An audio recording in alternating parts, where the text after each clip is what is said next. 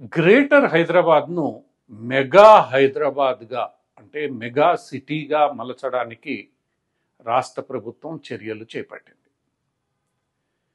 ప్రస్తుతం ఉన్న గ్రేటర్ హైదరాబాద్ నగర కార్పొరేషన్ యొక్క పరిధిని ఔటర్ రింగ్ రోడ్డు వరకు విస్తరించడానికి అవసరమైన ప్రాథమిక చర్యలను ప్రారంభించింది. ఔటర్ రింగ్ రోడ్డుకు ఆనుకొని ఉన్న 60 వరకు ఉన్న పంచాయతీలను ఆ సమీప మున్సిపాలిటీలలో విలీనం చేస్తూ రాష్ట్ర ప్రభుత్వం ఉత్తర్వులు జారీ చేసింది. ఈ 60 గ్రామాలు మేడ్చల్, రంగారెడ్డి, సంగారెడ్డి ఈ జిల్లాల పరిధిలో ఉన్నాయి. అవి ఇప్పుడు సమీప మున్సిపాలిటీల్లో విలీనమై గ్రామ పంచాయతీలుగా రద్దు కాబడతాయి. తదుపరి రాష్ట్ర ప్రభుత్వం ఈ మున్సిపాలిటీలన్నింటినీ గ్రేటర్ హైదరాబాద్ మున్సిపాలిటీలో కలుపుతూ తదుపరి ఉత్తర్వులను జారీ చేయనుంది. దీంతో గ్రేటర్ హైదరాబాద్ పరిధి పెద్ద ఎత్తున పెరగనుంది. గ్రేటర్ హైదరాబాద్ ఒక మెగా సిటీగా రూపాంతరం చెందనుంది. అదే సందర్భంలో గ్రేటర్ హైదరాబాద్లో కంటోన్మెంటు ప్రాంతాలను కూడా విలీనం చేయడానికి ఇప్పటికే కేంద్ర ప్రభుత్వం సుముఖత వ్యక్తం చేసింది. తగు ఆదేశాలు జారీ చేస్తూ కమిటీలను నియమించింది.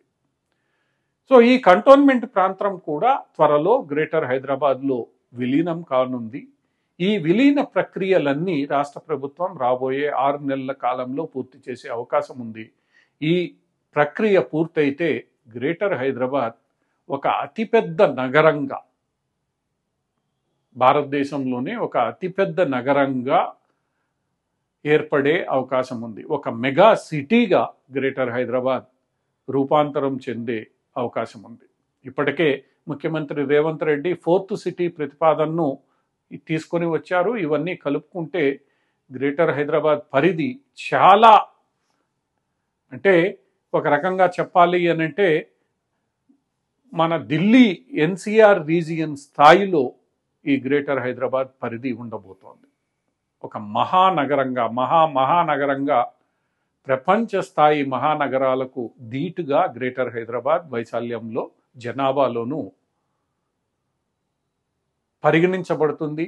తదనుగుణంగా ఇక్కడ పట్టణీకరణకు లేదా నగరీకరణకు లేదా ఇతరత్ర సదుపాయాలకు సరైన రీతిలో కల్పించడానికి దోహదపడుతుందని రాష్ట్ర ప్రభుత్వం భావిస్తోంది. అయితే ఈ మెగా హైదరాబాదు ఏర్పాటు చేసే తరుణంలో రాష్ట్ర ప్రభుత్వం పలు అంశాలను దృష్టిలో ఉంచుకోవాలని నిపుణులు హెచ్చరిస్తున్నారు. ముఖ్యంగా సైబరాబాద్ ఏర్పాటు సమయంలో ఇప్పుడున్న సైబరాబాద్ను మనం పరిశీలిస్తే అది సామాన్యులకు, మధ్యతరగతి వర్గానికి పూర్తిగా దూరంగా ఉండిపోయింది. ఎందుకంటే అక్కడ ఎవరైనా సామాన్యులు కానీ, మధ్యతరగతి వాళ్ళు కానీ చిన్న ఇల్లు కొనుక్కోవాలంటే అవి అందుబాటులో లేని పరిస్థితులు. అక్కడ ₹1 పెడితే కానీ ఇల్లు అందవు. సో సామాన్యులు ఎక్కడో దూరం నుండి 2 గంటలు 3 గంటలు ప్రయాణిస్తే కానీ అక్కడ కార్యాలయాలకు చేరుకునే పరిస్థితి లేదు. ఇలాంటి దుస్థితి రాకుండా సామాన్యులకు, మధ్యతరగతి వర్గానికి కూడా బ్రతికే అవకాశం కల్పించే రీతిలో ఈ గ్రేటర్ అంటే ఈ మెగా హైదరాబాద్ ప్రణాళిక ఉండాలని నిపుణులు వాదిస్తున్నారు.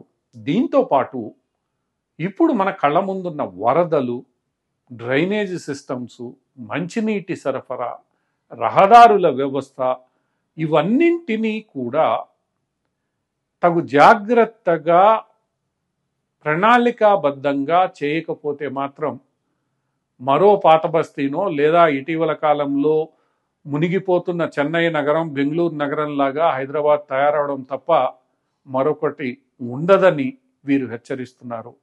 అందుకని ఒక దీర్ఘకాలిక దృష్టితో ప్రణాళికాబద్ధంగా ఇక్కడ అభివృద్ధి చేయాలి. ఇష్టానుసారం లేఅవుట్లను, ఇష్టానుసారం చెరువులను, కుంటలను ఆక్రమించి ఇళ్ల స్థలాలుగా మార్చడం, ఇష్టానుసారం రిసార్ట్లు, మిగతా కమర్షియల్ యాక్టివిటీ, కమర్షియల్ భవనాలను నిర్మించడం చేస్తే మాత్రం అది పెను ప్రమాదానికి దారితీసే అవకాశం ఉంది.